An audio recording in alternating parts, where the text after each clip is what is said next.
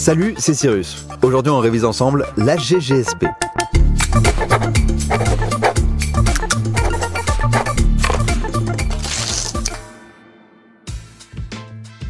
Ça va, la forme? Allez, direct là, si je te dis États-Unis, c'est quoi les mots qui te viennent en tête? Maintenant. Bon, alors j'avoue, je peux pas t'entendre, mais je suis à peu près certain qu'il n'y avait pas le mot écologie. Et pourtant, on va se demander tout de suite en quoi consiste la politique environnementale des États-Unis. Intéressant, non? Allez, on est parti. Partie 1. Préservation ou conservation, un débat ancien. C'est assez étonnant que les Américains ne soient pas plus au taquet sur la problématique de l'environnement. Parce que dès le XVIIIe siècle, pas mal de peintres représentaient la nature, les Amérindiens, les grandes plaines, et ça a permis à des gars comme George Catlin d'atteindre une renommée internationale. Et au XIXe siècle, le premier courant philosophique typiquement états-unien, le transcendentalisme, mené par Ralph Waldo Emerson et Henry David Thoreau, met la nature au centre de sa réflexion. Pour le monde entier, les États-Unis, c'était le pays de la nature. Alors que bon, entre parenthèses, maintenant on pense plutôt au fast-food. Quand on y pense, il n'y a pas si longtemps, la nature sauvage recouvrait encore le pays.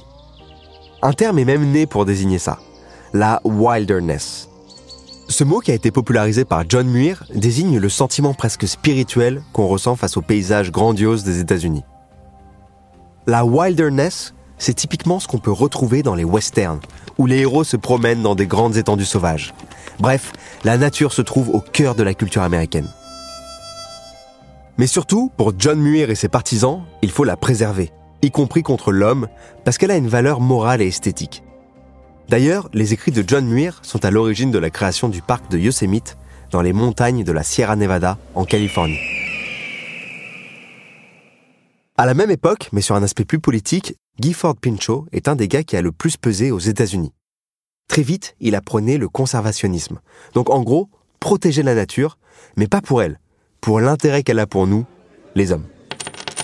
En continuant sa lutte, Pinchot a convaincu le président Roosevelt en 1905 de créer le service fédéral des forêts. Et là, attention, gros twist. Nos deux protagonistes, John Muir et Gifford Pinchot, se sont embrouillés quand il y a eu la construction d'un barrage pas loin de San Francisco, dans le parc de Yosemite justement. Ce conflit révèle la différence entre leurs deux pensées.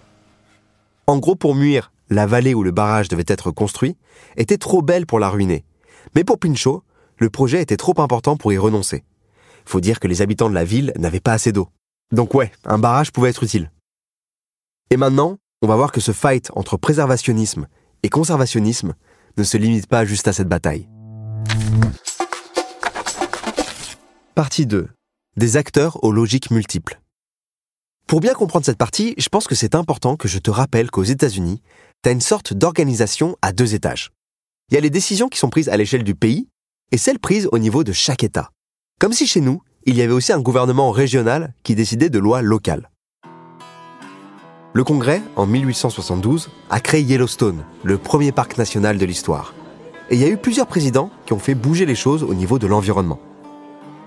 Theodore Roosevelt, par exemple, a fait acheter à la nation plein de forêts partout aux US pour créer des zones protégées. Bon, après, c'était peut-être pour les mauvaises raisons. Parce que pour la petite histoire, Roosevelt aimait quand même bien passer ses week-ends à chasser l'ours en forêt. Au niveau de chaque État, les choses vont un peu plus vite. Il n'y a pas besoin d'attendre de décision nationale. Du coup, la Californie a décidé en 1864 d'acheter la vallée de Yosemite pour y créer un parc naturel. Et bim, comme ça, Yosemite. Et d'ailleurs, en anglais, on dit Yosemite. Yeah.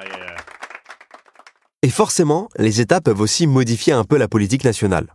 Par exemple, en Californie, quand Arnold Schwarzenegger était gouverneur, Terminator était gouverneur, je sais, ça fait un choc, surtout qu'il a pris aucune décision pour faciliter la révolte des machines. C'est ça qui est chelou. Non, au contraire, il a mis en place une législation hyper stricte contre la pollution atmosphérique. Et c'était assez inédit aux États-Unis. Bon gars, le Schwarzy. I'll be back. Ce qu'il faut savoir, c'est que beaucoup d'entreprises privées tentent de tirer profit des questions environnementales. Par exemple, la création du parc national de Yellowstone a été vachement poussée par la Northern Pacific, en charge des chemins de fer aux États-Unis. Il leur manquait une vraie attraction touristique dans ce coin. Du coup, le parc a été une aubaine pour ramener du monde et faire du bénéf. Les multinationales n'hésitent pas non plus à utiliser les questions de protection de l'environnement dans leur communication. Par exemple, Coca-Cola communique vachement sur ses engagements pour la préservation du climat et fait ce qu'on appelle du greenwashing. En gros, surfer sur la vague de défense du climat sans rien faire pour la cause.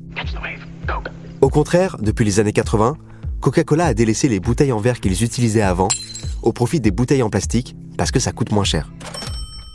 Il y a un autre acteur important quand on parle d'environnement, c'est les ONG. Genre par exemple le Sierra Club, créé par notre pote John Muir, ou encore le Natural Resources Defense Council. A priori, ces organisations, elles ont plutôt de bonnes intentions. Elles luttent pour la préservation du climat, même si ça leur arrive de ne pas atteindre leurs objectifs par manque de budget.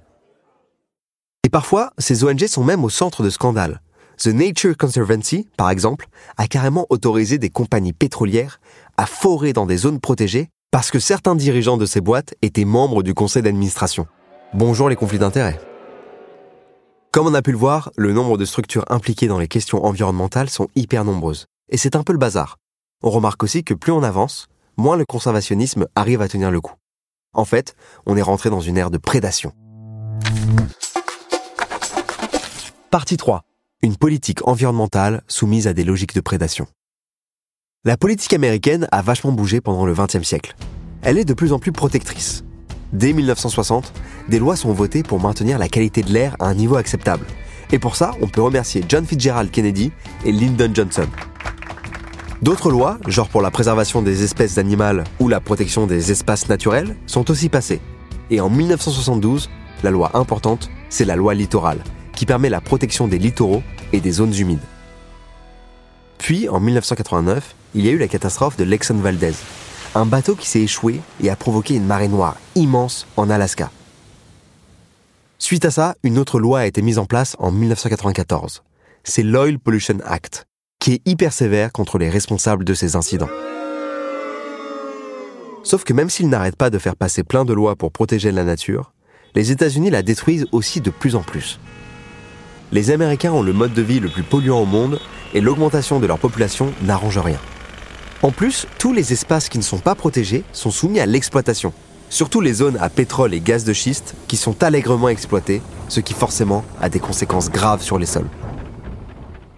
Et puis, comme à chaque fois qu'on aborde la question environnementale, la pression des lobbies entre dans la discussion. Donald Trump ou George W. Bush avant lui ont cédé aux avances de compagnies pétrolières et ont autorisé les forages de pétrole et de gaz dans un refuge d'animaux au sein de l'Arctique. D'un coup, les ours polaires ont eu des voisins un peu plus bruyants que d'habitude. Conclusion, même s'ils se sont hyper vite intéressés à la question de l'écologie et de la protection de l'environnement, les impératifs économiques des États-Unis ont vite eu raison de leurs bonnes intentions écologiques. Parce que même s'ils ont assez tôt protégé les grands espaces, ces zones encore sauvages sont maintenant exploitées dans une logique de prédation économique. Pas vraiment un bon exemple pour la première puissance mondiale. Très sympa ce chapitre, il m'a donné envie d'aller mater un western et de gambader sur mon cheval dans les prairies. Mais d'abord, faut que je passe mon galop 2 et surtout qu'on résume tout ça. Dans un premier temps, on a fait l'historique de la passion américaine pour l'environnement et les grands espaces. On a parlé du parc Yosemite et même du transcendentalisme. Ensuite, on a vu comment deux visions s'affrontent. Le protectionnisme, qui veut éviter absolument l'impact de l'homme sur l'environnement, et le conservationnisme, qui lui essaie de trouver un compromis entre confort humain et respect de la nature.